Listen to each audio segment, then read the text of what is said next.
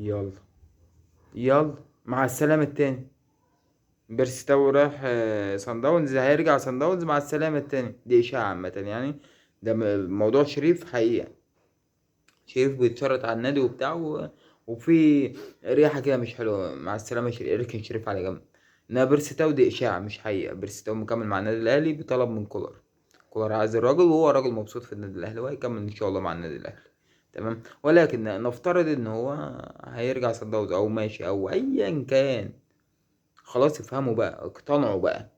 المفروض يبقى احنا عندنا وعي كده، جماهير الاهلي عندها وعي كده، ان خلاص يا جماعه والله ما في الاهلي. ما ينفعش الاهلي يقف على لاعب، ما ينفعش الاهلي ف- فاهمني، فاهم وجهه نظري.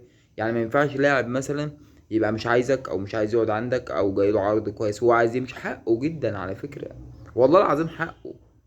ما ينفعش انت بقى تعيط عليه، ده بقى اللي مش حق، مش من حقك انت بقى. اه والله. ما ينفعش يبقى انت كده ما سبتش حاجه للبليله خالص. يبقى انت كده زيك زي البليله بالظبط، عملت زيهم بالظبط. فعادي جدا. افهم وجهه نظري يا صاحبي، عادي جدا. اللي عايز يمشي الباب مفتوح يتفضل يمشي.